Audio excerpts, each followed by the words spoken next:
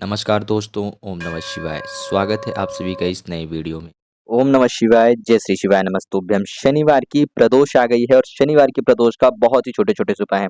यह जो प्रदोष है भादव मास की पहली प्रदोष है, तो इसलिए आप सभी को यह उपाय अवश्य रूप से करना चाहिए और आप सभी के लिए तो बहुत ही शुभ मौका मिला है, बहुत ही लाभदायक मौका मिला है कि सबसे पहली प्रदोष जो पड़ रही है आप सभी की शनिवार के दिन पड़ रही है अर्थात शनि की प्रदोष है। शनि प्रदोष के दिन आप सभी अपने जीवन से रोग मुक्ति जैसी समस्याओं को दूर कर सकते हैं। किसी भी प्रकार की कोई सा भी बड़े से बड़ा रोग हो, कैंसर, डायबिटीज जैसी कोई भी बड़ी से बड़ी समस्या हो, परेशानी हो, पीड़ा हो, उसके लिए हम इस उपाय को कर सकते हैं शनिवार की प्रदोष के दिन। ग्रह कलह जैसी समस्याओं को दूर कर सकते हैं, नज़र दोष और धन जैसी समस्याओं को भी दूर कर सकते हैं।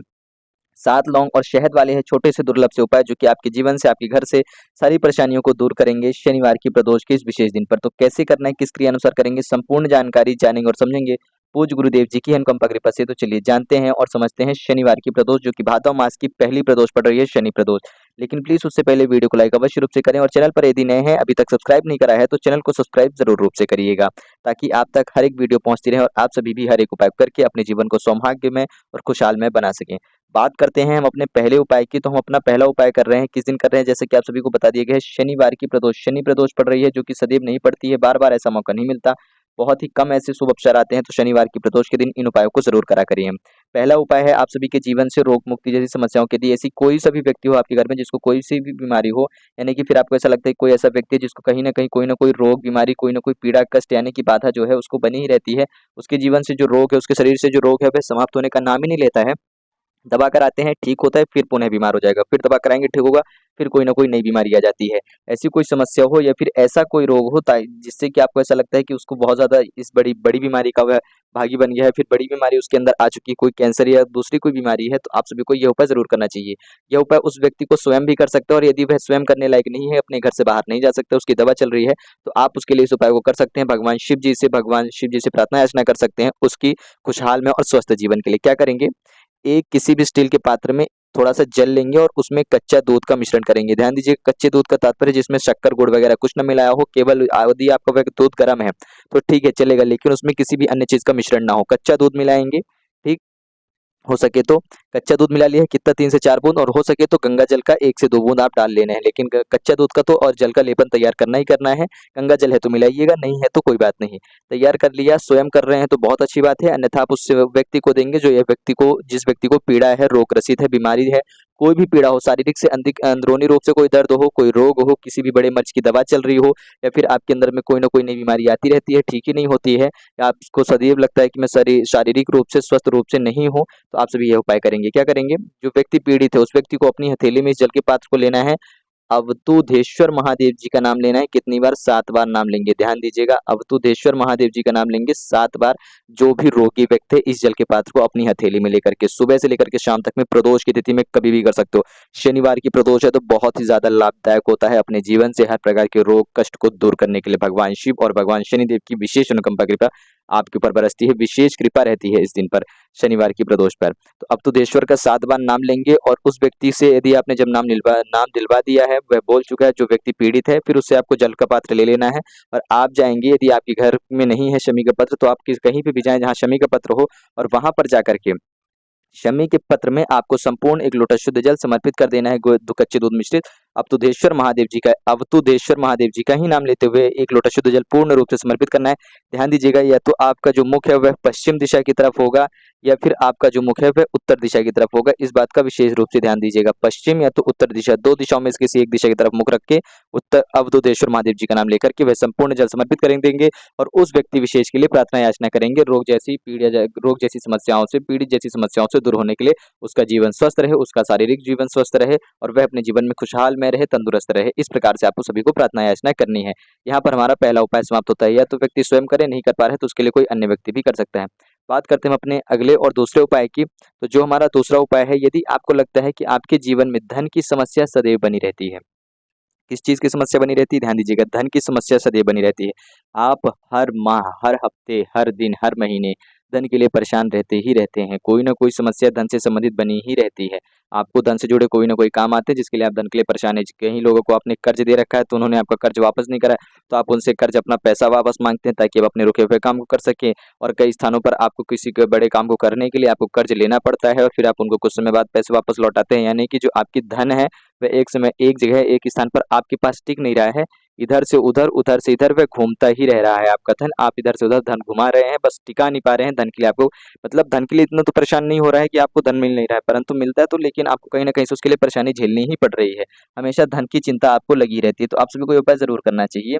कब कर रहे हैं? शनिवार की प्रदोष पर ही कर सकते हैं। इस उपाय को ध्यान दीजिएगा। केवल और केवल प्रदोष काल में करेंगे, या तो शनिवार का दिन हो या शनिवार की प्रदोष हो तो करेंगे। शनिवार के दिन बस करते हैं तो प्रदोष काल के समय पर करेंगे। शनिवार के दिन प्रदोष तिथि पड़ती है तो इस उपाय को करेंगे। ध्यान दीजिएगा, यह केवल इसी दिन पर किया जाता है यह उपाय।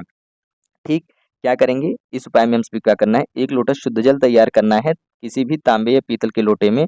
ठीक, एक लोटा शुद्ध जल तैयार करके पीपल के वृक्ष के समक्ष पहुंचेंगे और पीपल के वृक्ष के समक्ष पहुंच करके एक लोटा शुद्ध जल जो है ओम नमो भगवते वासुदेवाय का जाप करते हुए समर्पित करेंगे। उसमें से आधा लोटा शेष जल हम सभी को बचा लेना है। अपने जल के पात्र में बचा लिया। बचा लेने के बाद अब हम सभी को आवश्यकता पड़ेगी एक पीपल के पत्ते की। किस चीज़ की? एक पीपल के पत्ते की। पीपल के पत्ते की आवश्यकता पड़ेगी। पीपल वृक्ष के नीचे वहीं पर कहीं पे गिरा हुआ छोटा सा शुद्ध साफ सुथरा पीपल का पत्ता मिलता है तो ले लें। अन्यथा आपको पीपल का पत्ता गिरा हुआ नहीं मिलता है, तोड़ना पड़ रहा है, तो आप तोड़ सकते हैं शनिवार के दिन। परंतु आप सभी को सबसे पहले शनिदेव जी से आज्ञा लेनी होगी। साथ ही साथ उससे पहले भगवान वासुदेव जी से आज्ञा लेनी होगी और उसके बाद आप पीपल के पत्ते को तोड़ेंगे। आज्ञा कैसे लेंगे? उनसे प्रार्थना याचना करेंगे, हे प्रभु, हे भगवान, आपकी इच्छा स्वरूप, आपकी ही कृपा से, आपके आशीर्वाद से मैं इस पीपल के पत्ते को ले रहा हूँ अपने जीवन में खुशहाल में सुख शांति की प्राप्ति के लिए। तो अपने प्रसाद रूप इस पत्ते को मुझे समर्पित करें। मैं आपसे आज्ञा लेकर के इसे तोड़ना चाहता हूँ। अपनी कृपा दृष्टि मुझ पर बनाए। मुझसे जो कोई भी भूल चूक हुई हो उसके लिए माफ करें।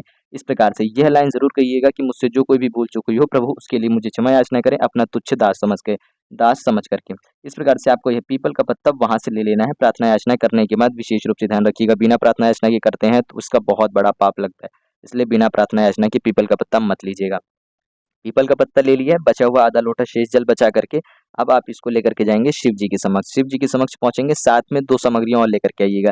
1 से 2 चम्मच शहद, एक चुटकी आपको काली तिल लेकर जाने। कितने काली चुटकी? आप कितनी भी संख्या में रख सकते हैं काले तिल। ठीक, अब क्या करेंगे, जो आपके पास पीपल का पत्ता लेकर के आए हैं, इस पीपल के पत्ते में आपको अच्छे से शहद का लेपन लगा देना है किसी भी एक साइड पे और फिर उसके ऊपर काली तिल को अच्छे से लेप कर देना है और इस पीपल के पत्ते को उल्टा करके समर्पित कर देंगे भगवान शिव जी के शिवलिंग के ऊपर और संपूर्ण 1 लोटा शुद्ध जल समर्पित कर देंगे भगवान वासुदेव जी का नाम लेते हुए, शनिदेव जी का नाम लेते हुए और शिव जी का नाम लेते हुए। ओम नमो भगवते वासुदेवाय नमः, ओम शम शनिश्चराय नमः, ओम नमः शिवाय, श्री शिवाय नमस्तुम। यह नाम लेते हुए तीनों नामों को एक के बाद एक निरंतर लगातार लेते हुए संपूर्ण 1 लोटा शुद्ध जल समर्पित कर देना है और जो भी आपकी समस्या हो धन से संबंधित उसके लिए प्रार्थना याचना करेंगे कि हे प्रभु, हे भगवान, मेरे जीवन में जो धन से विकट परेशानी चल रही है, मैं धन के लिए जो परिश्रम कर रहा हूँ, जो स्ट्रगल कर रहा हूँ, जो मेहनत कर रहा हूँ, उसमें कृपा करके अपनी सहायता अनुकंपा कृपा बरसाएं और मेरी सहायता करें ताकि मैं इस जैसी समस्याओं से दूर हो सकूं और मैं अपने घर का, अपने परिवारजनों का सुख में और शांति में से पालन पोषण कर सकूं, भक्ति भाव के साथ कर सकूं और आपकी सेवा अर्चना में सदैव लगा रहूं। इस प्रकार से आप सभी को प्रार्थना याचना करनी है। आप सभी के ऊपर विशेष अनुकंपा कृपा होगी। ध्यान दीजिएगा, बहुत ही महत्वपूर्ण उपाय है।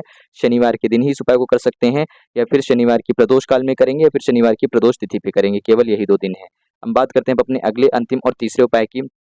तो जो हमारा तीसरा उपाय है, यदि हमें ऐसा लगता है कि हमारे घर में, हमारे परिवार में कोई ना कोई ऐसी विकट परेशानी समस्या आई रही जिसके लिए हमें कहीं ना कहीं चिंतित होना ही पड़ता है, या फिर हमारे घर के सदस्य की किसी की विवाह के सहयोग नहीं बन रहे हैं, रिश्ते नहीं आ रहे हैं या फिर उनके रिश्ते पे बात नहीं बन रही है, आपको लगता है किसी बाहरी व्यक्ति ने हमारे ऊपर नजर दोष करा रखा है, बुरी नजर का साया है, ऐसा लगता है, या फिर आपको लगता है कोई ना कोई नई परेशानी हो, घर से, जमीन जायदाद से संबंधित, या परिवार में आपस में अनबन रहती है, गृह कलेश रहता है, आपस में परिवार में भाईजनों में नहीं आपस में बनती नहीं है, लड़ाई झगड़े हो रहे हैं, कहीं ना कहीं किसी न किसी व्यक्ति का लड़ाई होता है, घर में आपस में लड़ाई हो रही, पिता पुत्र में लड़ाई हो रही, माँ बेटी में लड़ाई हो रही है, या फिर भाई बहन में लड़ाई हो रही, किसी न किसी कारणवश आपके घर में अशांति का माहौल है, कोई ना कोई नई परेशानी आ जाती है, कोई बुरी शक्ति है, बुरी नजर का साया है, तो आपको केवल और केवल मात्र यह उपाय करना चाहिए जो आप कभी भी कर सकते हो शनिवार के दिन पे। और शनिवार की प्रदोष है तो बहुत ही अच्छा शुभ दिन रहेगा, बहुत ज्यादा फलदायक रहेगा, परंतु आप इस उपाय को अन्य शनिवार के दिनों पर भी कर सकते हैं। क्या करेंगे, आपको लेने हैं शनिवार के दिन पर अपनी हथेली में 1 लौंग, 7 काली मिर्च के दाने,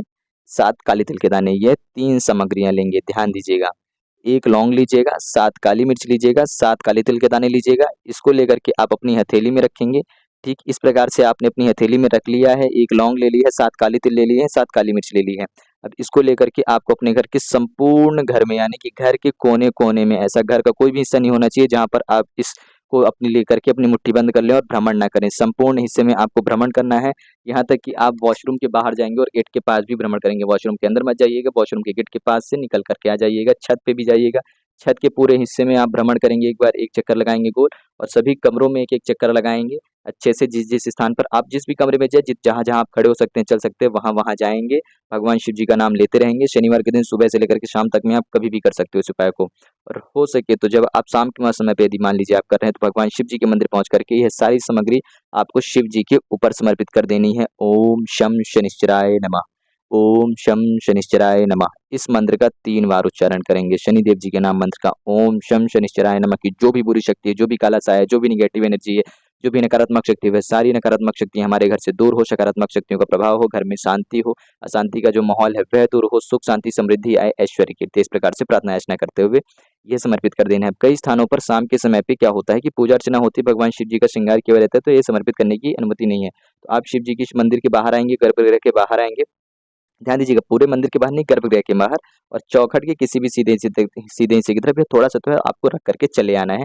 किसी कागज़ में लपेट करके रख सकते हैं या फिर मंदिर में कहीं शिव जी के मंदिर के पास आपको यदि रखने की अनुमति कहीं और अन्य स्थान पर है, मंदिर में गर्भगृह के अंदर शिव जी की शिवलिंग के ऊपर छोड़ करके, तो आप रख सकते हैं। शिव जी का नाम ले लीजिएगा एक बार और भगवान शनिदेव जी का नाम लीजिएगा। ओम शं शनिश्चराय नमः। इस प्रकार से हमारा तीसरा उपाय भी समाप्त होता है। तो यह 3 उपाय हम सभी को शनिवार के दिन करने हैं, जो कि हमारे जीवन से किसी भी प्रकार की नकारात्मक शक्तियाँ हो, घर से नकारात्मक शक्तियाँ हो, धन से संबंधित कोई हम सभी को बहुत ज़्यादा परेशान रहते हैं सदैव, उससे वह समस्याएँ दूर हो सकती हैं। रोग से संबंधित कोई बीमारी या पीड़ा है, वह सारी समस्याएँ दूर हो सकती हैं। तो इसलिए हम सभी को शनिवार की प्रदोष का जो महत्व है, वह अवश्य रूप से जानना चाहिए और शनिवार की प्रदोष के इस महत्व को ना भूलें। इन सभी समस्याओं का निवारण करने के लिए शनिवार की प्रदोष के दिन इस उपाय को ज़रूर करें। जो भी प्रश्न हो तो अवश्य पूछिएगा। जय श्री शिवाय नमस्तुभ्यं। हर हर महादेव। ओम नमः शिवाय।